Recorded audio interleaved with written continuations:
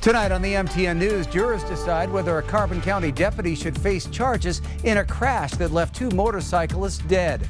And severe storms pack a punch, bringing more flooding to southern Montana. But we haven't had one like this since 2011. We visit Rygate and Lavina, where residents are cleaning up after what some say was the biggest storm in more than a decade. Also, could extreme weather become even more of a threat in Montana's future? The warmer atmosphere can hold more water vapor, and it can then generate an engine for more intense rainstorms. What one noted climate scientist is saying about the forecast. The MTN News starts right now. From Montana's news leader, this is the MTN 530 News. Good evening, everyone, and thanks for joining us tonight. I'm Russ Riesinger. Well, the verdict is in. Jurors today recommended that a Carbon County Sheriff's deputy not face charges for hitting and killing 2 motorcyclists with his patrol car last July. His vehicle topping speeds of 115 miles per hour. Our Jackie Coffin was in the courtroom for both days of the coroner's inquest and has reaction tonight from Red Lodge. It's been a tense and sad 2 days here at the Carbon County Courthouse in Red Lodge, but now it's quiet. Friends, family, and supporters have all left after the jury delivered its verdict Friday afternoon. The death was accidental. The person causing the death was justified according to law. The past year has been a nightmare for the families of 45-year-old Jesse Beck and 52-year-old Darren Shull. The 2 men were hit and killed along Highway 212 north of Roberts last July by Sergeant Kelly Carrington, who was responding to the scene while driving almost 115 miles an hour. Beck had crashed his bike, and Shull, an off-duty paramedic, had stopped to help. I'm actually an off-duty medic. The storm badly. Jurors Friday heard a 4-minute 911 call from Shull where he told dispatchers that he and Beck were in the middle of the highway. I'm blocking the road. But exactly where the men were at changes. Shull gives one location, but then updates dispatchers of their mile marker position. Call an ambulance. I'm at mile marker pike. Carrington says he didn't hear the update, the difference of 1 mile. Carrington was going fast, up to 117 miles per hour, and said headlights from the accident scene made it hard to see. That was one of the things that was super hard on me because I never saw what I hit. But during day 2 of the inquest, a number of law enforcement personnel testified. They have driven even faster than that while responding to emergency situations. I recall a situation in pursuing a vehicle which had an armed subject in a stolen vehicle at above 140 miles an hour. Several telling jurors they thought the accident was unavoidable. No, I think it was inevitable. That it was, unavoidable. The next person that was traveling along on that roadway at a normal expected speed would have collided with the people that were in the roadway.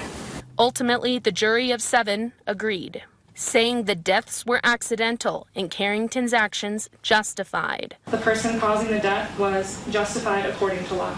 But now it's up to Carbon County Attorney Alex Nixon to decide whether to pursue charges. At the end of the day, this is about the good intentions of 2 men who helped somebody that ended up putting him in a situation that caused great tragedy. In Red Lodge, Jackie Coffin, MTN News. Residents of Rygate and Lavina are busy cleaning up today after another round of wild weather brought several inches of rain to both communities, flooding yards and several basements. Our David J. visited the area today to get a look at the damage. A neighbor tells us the water came from the main highway down 1st Street here. It crossed in his front yard, didn't get to his basement or his house, and then it headed down Collins Street where it did flood some more yards and some more basements before it got to the Musselshell River. This part here wasn't flooded, just out there. The water has receded, but on Thursday night, much of the small town of Lavina was underwater.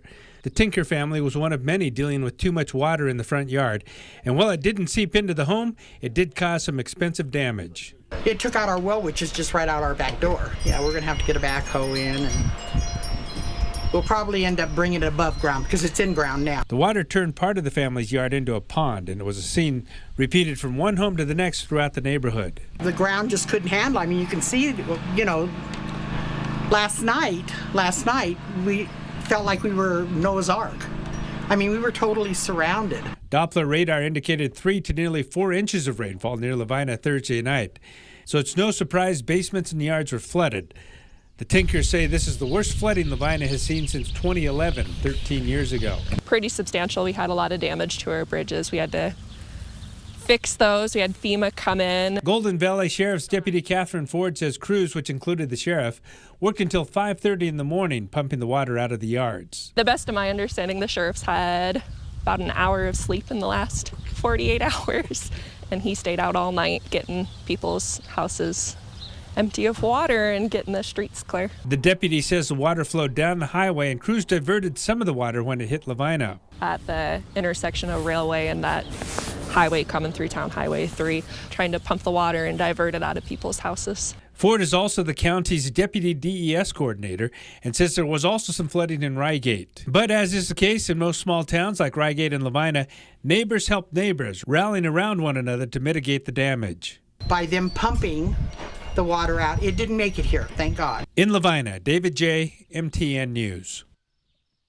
Are there more storms in the forecast? Time for a first look from Chief Meteorologist Ed McIntosh. Ed?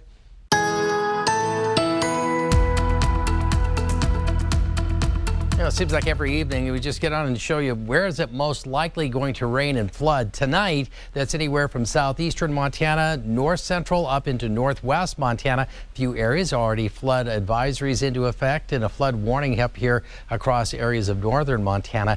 This big bullseye is particularly prone to heavy rain for tonight, and that's excessive rainfall that could cause some areas of flooding. This area has already been well impacted over the last few days, and now that moisture stream anywhere within the yellow to the red shaded regions, really looking at the possibility of some strong storms, and Doppler radar already busy.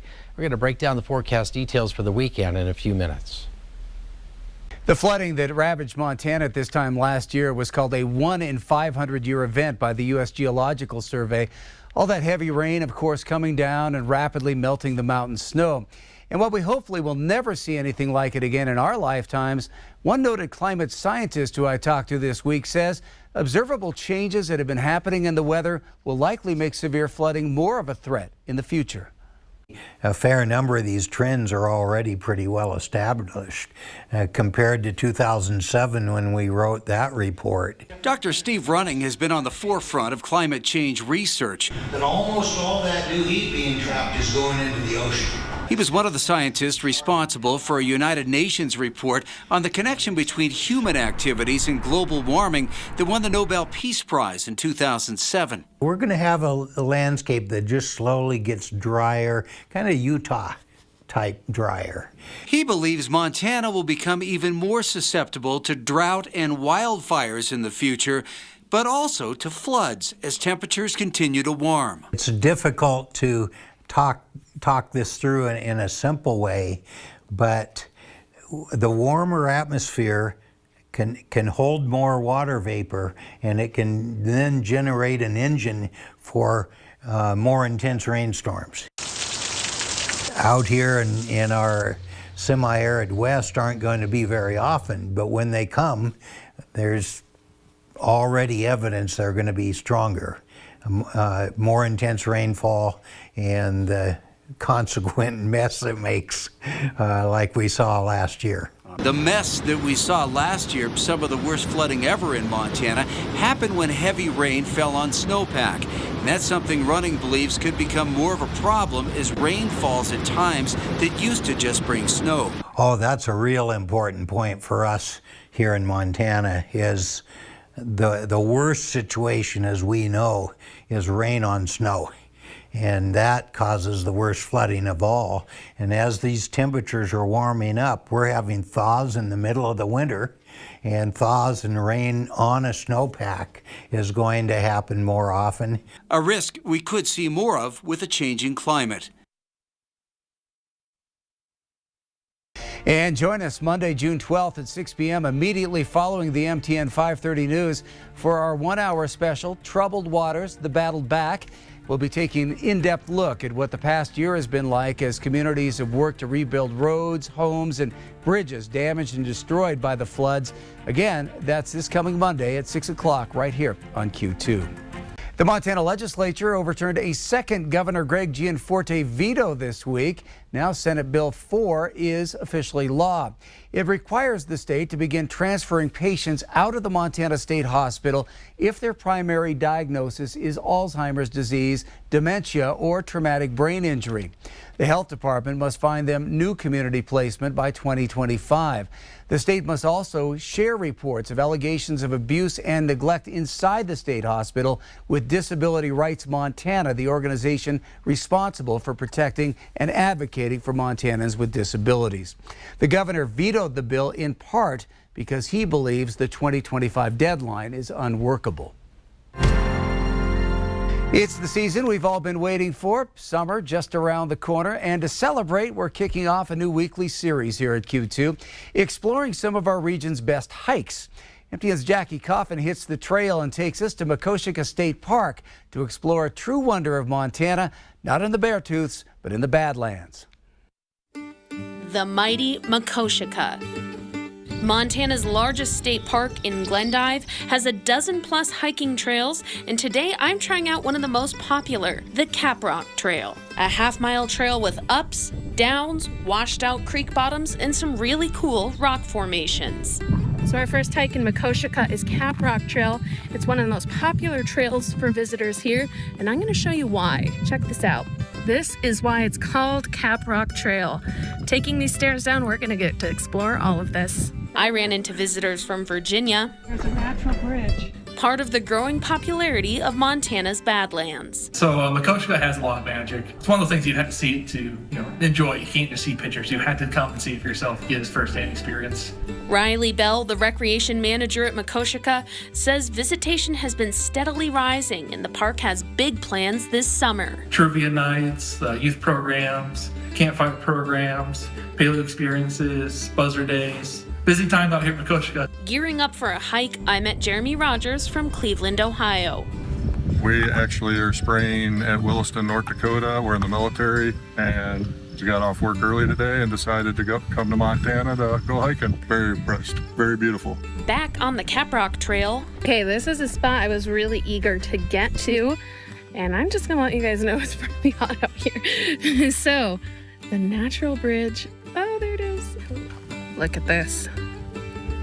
Cool. Circling back, the trail can seem a little unclear at times, but rocks, arrows, and stairs keep you on track. We are back. Tips for the Caprock Trail and any hike you're taking in Makoshika: bring water, good shoes, and sun protection, and maybe take a hike in the cooler parts of the day. The sun exposure and 90-degree temperatures in June can get you heated fast. A true choose-your-own-adventure park, Makoshika offers breathtaking views of Montana's Badlands. In Glendive, Jackie Coffin, MTN News. Ahead on the MTN News at 5:30 here on Q2, one Montana teacher making the last day of school and her teaching career one to remember. And later in sports, the inspiring story of one of the players who will be hitting the field in tomorrow's Class B All-Star football game.